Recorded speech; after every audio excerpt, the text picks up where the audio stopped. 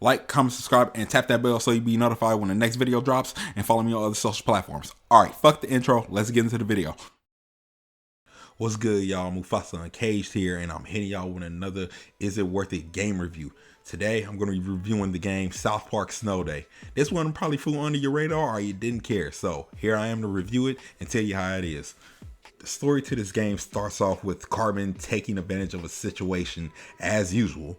The city of South Park has a blizzard rolling through, and Cartman, being who he is, literally prays to God for it to snow harder just so he wouldn't go back to school. God, please, make it keep snowing. Harder than it ever has. Please, God, just this one time. Don't fuck me. And he gets his miracle. This game also blends some of their episodes in there for the story, bringing back their Game of Thrones attire from the Black Friday trilogy episodes, which is some of my favorite episodes, by the way. You're a fucking asshole! Fuck you! Get out of my garden! I'll shit in your fucking garden! Go fuck yourself! You play as the new kid on the block once again, and you then meet up with everyone else in the neighborhood and get involved into this pretend war. This time around in this game, instead of doing their traditional 2D design, they gave it a 3D look. To me, this game felt like it was a platformer, but it's labeled as an action-adventure RPG. It takes the linear approach with the gameplay. You go through 5 levels and beat up other kids while trying to make it through to the final boss, which ends up being Kyle, Stan, Kenny, Cartman, and Mr. Hanky. The combat here is simple. You get a melee weapon and you get a ranged weapon. You also have a card and a perk system. The perks in here boost up your health, stamina, melee, or other bonuses. The card system works just like this. You pick 2 cards before starting the mission. One of those cards will help you in combat, and the other will give you a stat bonus to your weapons and can be upgraded as you progress through the levels. The other card is a bullshit card, and I'm not saying that because I don't know the name. They literally call them bullshit cards. And also, these cards do be on some bullshit. What you can do with these bullshit cards is they give you a special ability to activate in combat. For example, you can shoot lasers out of your eyes, you can cause a meteor storm, or you can summon more allies. Co-op is also in this game, so if you want to run through with your friends, you also can do that. That's pretty much for the gameplay though. Coming into this game, my expectations were low. I skipped the last 2 games that dropped because the turn-based combat turned me off from playing them.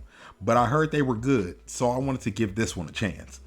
Playing this game was just like watching an episode of South Park, except I'm playing it.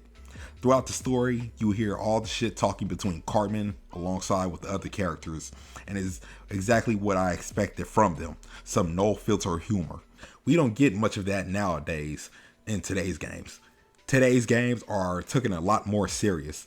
I miss the humor that was in game storylines. I like the fact that how they addressed the past 2 games that happened, and you're the reason for this new game that's happening on the block. The co-op in this game can make the game better, but that's if you're able to get into a match. I never got hands-on with it because I didn't have nobody else to play with, or there's nobody playing this shit.